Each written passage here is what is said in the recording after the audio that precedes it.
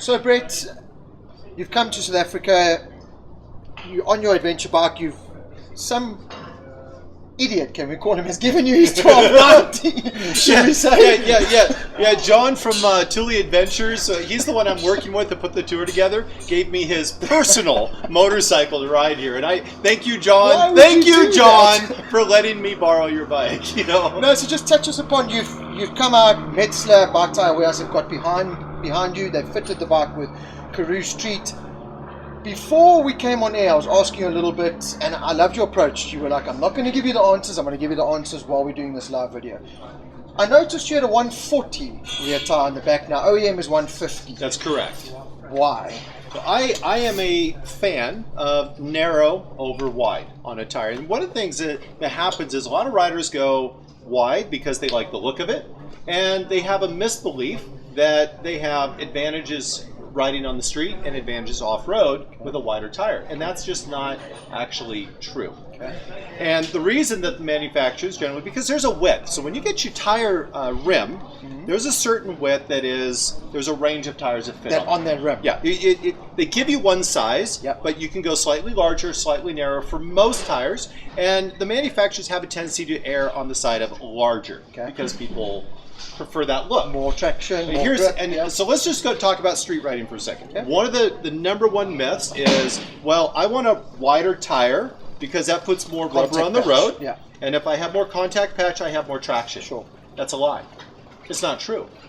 Because traction comes from ground bearing pressure. It's about pounds per square inch. Okay. It's about the amount of area. So if I take a tire and I have 1 inch, because I have to talk that way because I'm from North America. So this whole metric thing that the world uses, I'm a little lost. So we're just going to go, okay, so it's that big, right? So if it's that big, we're going to say that's 1 inch. Okay. If I have that and I have 400 pounds pushing down on that, I have 400 pounds of pressure. But if I make that larger, and I now have 4 square inches, I have 100 pounds per square inch instead of 400 on one. Okay. I have the same amount of pressure pushing down. And that's the point. It's about pressure. And you can see the same thing. There's science experiments you used to do back in high school. And you could take a brick, and if you put a brick on a table, and you stand it up on the narrow edge of the brick, and you put a scale on it, you drag it across the table, and you take that same brick and you lay it down, and you drag it across the table, you've increased the surface area. Yes, But it's the same weight, it's the same load. The brick is the same.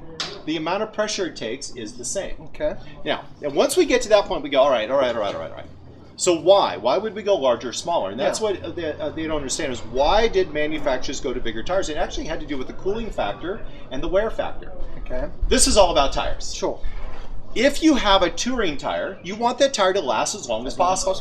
And so if I take all of my pressure, all of the weight, and I put it down to 1 inch, that means all the heat and all the pressure is wearing on one small area. Sure. Now, if I make that area larger, I have less heat because it's dispersed. It's dispersed, so it wears through slower. Yes. And then also, if I have a touring tire, if I need to make it last longer, I can make my tread thinner. Sure. And I can last just as long, whereas if it's on a very small area, I have to make it much thicker. Sure. There are reasons that larger tires exist, but it's not because you have more traction. Okay. Now here's some of the disadvantages. As an adventure rider, I'm thinking, all right, I want the best performance. A lighter tire means that the tire has less weight to get rotation and for braking, and it has less unsprung weight on your suspension, which means your suspension works better. That's all an advantage. Also, your bike will turn in quicker.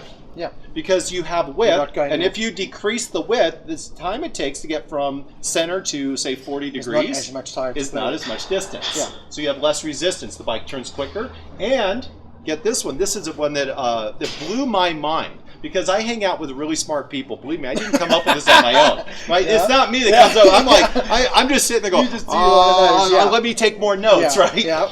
But when you look at a lean angle on the street, if we go through the same corner, the same arc, at the same speed, a wider tire requires the bike to be at a greater lean angle. So a narrow tire requires less lean. So that's the street advantage. All right, now let's go off-road. let's go off-road. This is what I was about to ask, yeah. Now, when we go off-road, if I have a wide tire, it floats. It wants to be up on top of it. But where's my traction? Yeah, you need... My traction's down inside. This is one of the reasons why your dirt bikes all run a 21-inch tire, usually like a 90, 21. It's a narrow tire. It cuts through. Yeah. Now, there are other reasons why the width, but they go, or the height, but they go width, so they cut through. They have better performance off-road. Same thing with the rear tire. Okay. If I get a narrower tire, now go back to that pounds per square inch. I want to cut through the mud or the slush, and I want to get to the bottom. Okay. A narrower tire means I can cut through that water and I can get better traction. Yeah. Now, if you go, all right, Brett, now, because here's the next question, and I know you're all thinking it, sand. What about sand? Thick sand. Desert sand. Guys, dunes. the front tire's a rudder. It's not doing anything. If you look at tires and vehicles that are designed for sand, the front tire is very narrow, and if it's purely dedicated, it's a blade. Yeah. Why wouldn't I have a narrow tire? Yeah. Well, that's to my advantage. And on the back, I'm still going to get the paddle effect. Now, when we talk about tire size, I go down on this bike, the KTM 990. This one came, as you mentioned, came with a 150. Yes. It's 150 millimeters wide. Yeah. I went to a 140. We're only shaving 5 millimeters off both sides. It's not a huge difference, but the weight's different. Yep. The cost is different. The performance is noticeable. It's noticeable. Yeah. And I can't go to a 130. It's too narrow for this. So I'm going to go down to the minimum for that rim. Otherwise, I have to change the rim. Yeah.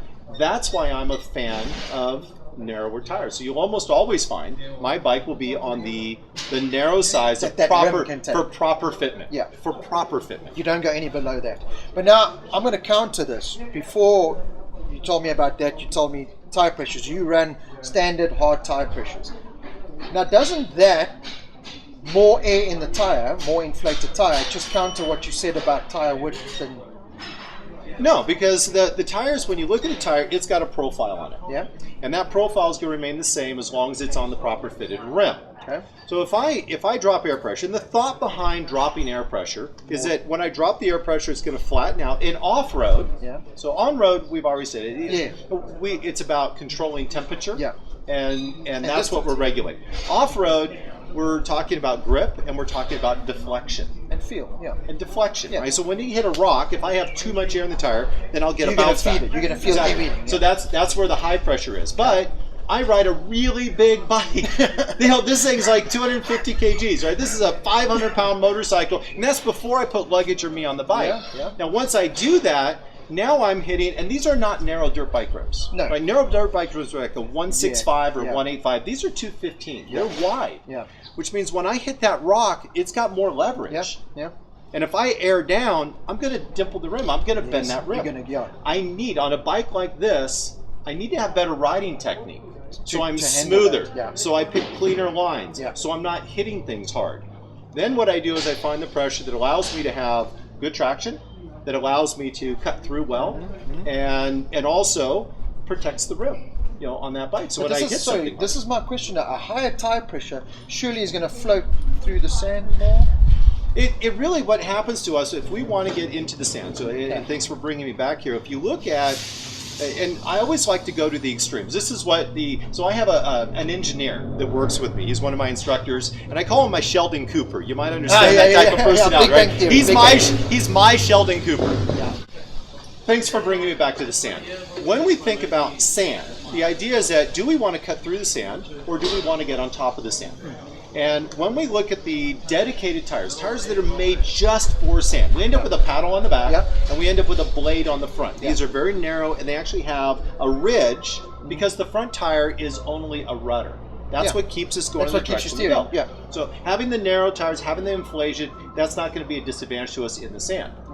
Now, if we look at the back tire, and this is where there is some truth to this. They go, well, if I air down and the tire has more flex and I can get on top of the sand, I can grab. Now, this is presuming that we're talking about deep sand. If we're talking about a lot of the sand we find here in South Africa, your roads turn from road to gravel to soup of sand of whatever. But most of those roads end up having deep sand, but if you get down underneath it, there's a hard surface underneath, or there's packed sand. And in those cases, the narrower tire is going to give me an advantage because I can cut down and grab to it. If I'm in river sand, that really deep stuff, I was able to ride along the fence line of Kruger, and we had several river washes there. Now that sand is essentially never ending. Straight. There's no bottom to it. In those cases, you could argue the fact and say, well, if I deflate that tire and I get it to spread out and sit on top of the sand and flex, then I can paddle through better. And that's not incorrect. But the amount of deflation that you have to do to make that happen is unrideable once you get out of the sand. You're almost flat on the tire. And if we have tires that are tubeless, now we run the risk of those tires slipping off the edge of the rim, and we have new problems. Yeah, that's a big problem. And we have big horsepower. This It'll turn on the KTM, rim. this one that Thule Adventures loaned me, has 160 horsepower. 160 horsepower. Do you understand how much 160 horsepower is? And when they turn it down to off-road, it's a mere 100 horsepower. Okay, so if I air that tire way down, where it just sits and bleeds over the top of it, and I hit that throttle, I can spin that right off. And if I have a tube, I'm going to rip the stem off. If I have these, I run the risk of doing that. So if I'm stuck, if I'm buried in the sand, I might air those tires down to almost flat, and then I'm going to creep out very carefully, not using 100 horsepower, and I'm going to creep out of that sand. But as soon as I'm out, I got to air it back up. And I'm an adventure rider. I'm not a Dakar racer. You know, I've got luggage, I've got camera gear, I've got clothes, I've got tents, I've got all this stuff with me, and I need to protect those rims. And our environment as adventure riders changes so fast, from pavement to solid ground to rock to sand, that for me, I just leave it. I just leave it where I start, which is essentially road pressures. So you basically adapt your riding style more or less to. We talked about modern day bikes. This KTM's got the riding modes, got traction control, blah blah blah blah blah. We've spoken about the tires. You leave them pretty standard at the suggested road pressures. Right. In your adventure riding, when you do tackle these different surfaces, do you find yourself changing street mode to off-road mode, suspension? No. You just ride it as is. I just plug it, turn, go. Electronics are there to make you a better rider. They're there to enhance your skill set. But all electronics have a limit. There's a place in time where they will be an advantage, and there's a place in time where they're disadvantage. 100%. As an example, here we are in sand. Because this is a great topic, because South Africans love sand, right? And you get yourself in the sand, and I was just training out at ADA. I mentioned that earlier in this video that I was training there, and I'm training this weekend as well. We had a couple guys come into the sand pit where we're doing sand training, and when they tried to roll out of it smooth, they ended up lunging. And what happened is the traction control is reactive.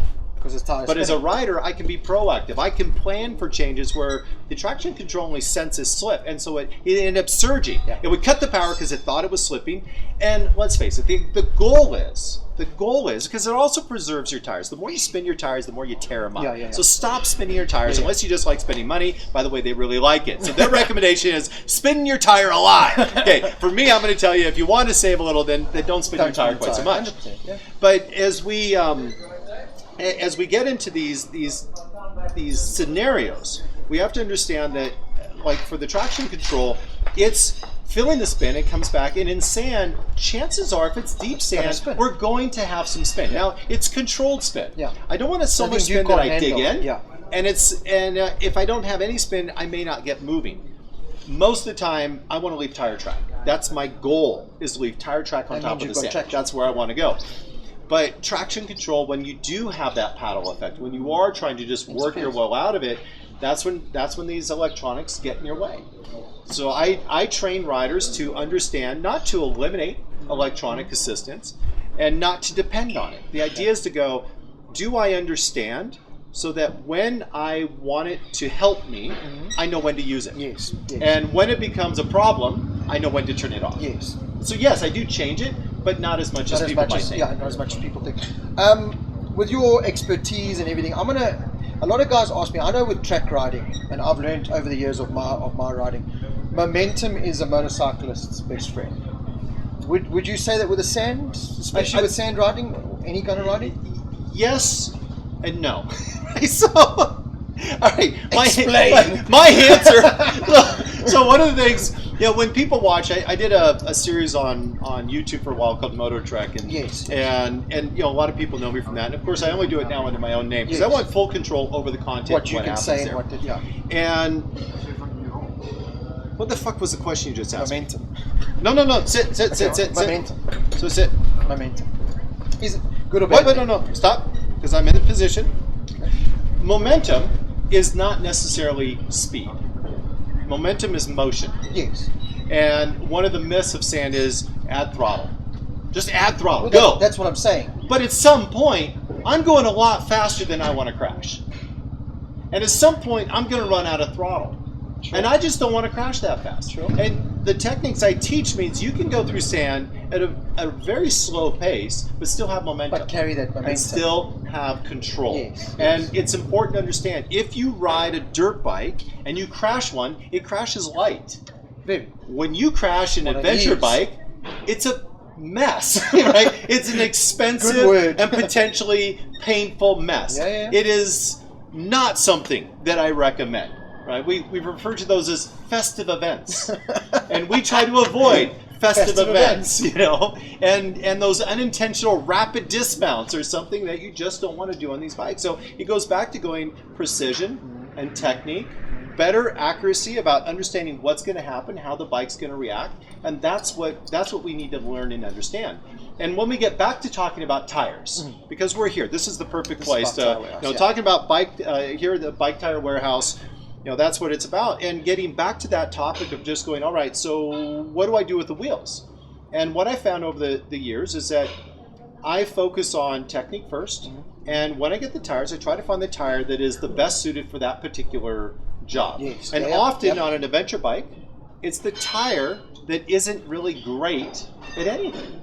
It's it does road well, it does dirt well, it tours well, it lasts for a while, but there's always a tire that's better at something. Sure, and the nice thing here is that they have such a variety of tires here Yeah. that if you're going out and you know you're going to be in the slush or the mud, you can get a tire that's just ideal for that. Yeah. And there's nothing wrong with having 2 or 3 sets of tires in the garage. And Paul and I do that when we train. We have multiple sets of tires, and depending what kind of training we're doing, what time of the year it is, we just change the tires out. Yeah. And that's something that a lot of people, and when you're new, that's a big deal when you're new, because you want. I can get away with stuff. I can ride places on street tires that other people will struggle, just because it's what I do for a living. Right? So I've been doing this for a long time. Over 30 years I've been riding, and 25 teaching. And I can get away with it, but when you're new, you really want that safety net. You want that tire that's going to stick better on the asphalt. You want that tire that's going to be better in the sand, that's going to have a pedal. These Karoos, I'm not a huge fan of these in the slush, I'll be honest. But in the sand, they're fantastic because they have that nice edge, they capture that sand, and they paddle well. Yeah. And so in this environment, it was a great performing tire. And that's why when we came to Bike Tire Warehouse and we say, hey, we need to get some tires on these bikes, we're going to go up. This is what we're doing. Yeah, we're heading up towards Botswana. We're going to try to cross the border. We're going to be in the sand. And this was a tire that is perfect for that type of a ride.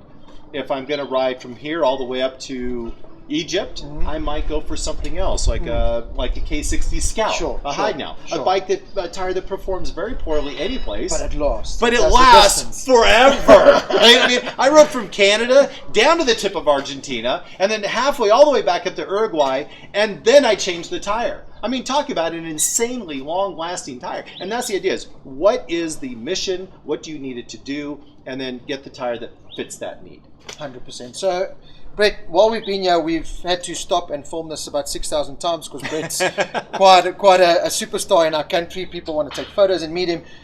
So now, what is we touched upon earlier why you're here and what you're doing. End goal, bring foreigners, experience the beautiful South Africa, ride bikes. Touch upon the ADA training quickly. How valuable did you find that? We know ADA have got their training center set up here and that. You've been part of it now. Worth it or not worth it? Well, of course it's worth it. Hello, duh, right? One of the things I've been struggling with over the last couple of years actually is when people come to me and they want to do training, and you guys have an advantage. You can go onto my YouTube channel, you can go to my website, which is really easy. If you can spell my name, Bret Tkacs. I'll put it across the bottom. BretTkacs.com, right? So there it is. Yeah. Thank you for putting that on. See, there it There's is. the It's strap. right here. See it? Go there. If you go to that website, you'll find all the things I do and everything else, but you'll find those videos and that training. And so people can watch those videos and go, I like this guy, I don't like this guy. The way he trains, the way he talks fits who I am as a rider. Sure. If that's the case, if you like that, come out and play with me, ride with me, and learn something. If it's not, then go somewhere else. Sure. Find somebody who fits that need, Yes, yes. and then go there. Yeah.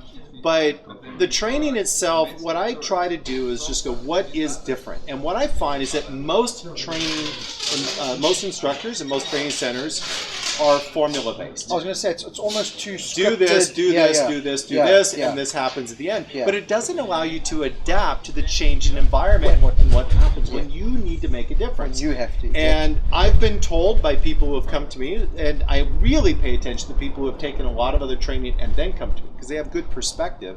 They say, you're different. I'm like, well, I understand I'm different, but how do I teach different? And what they say is that, I focus on the physics of the bike, what's actually happening. So if we were to think of this, because I always like doing analogies, it's kind of my thing. If we think about cooking, I can give you a book with recipes in it. And that's what most schools do. Yes, If you're on this environment, There we turn go. to page 42, do this on the bike, and you might make it through. Yeah.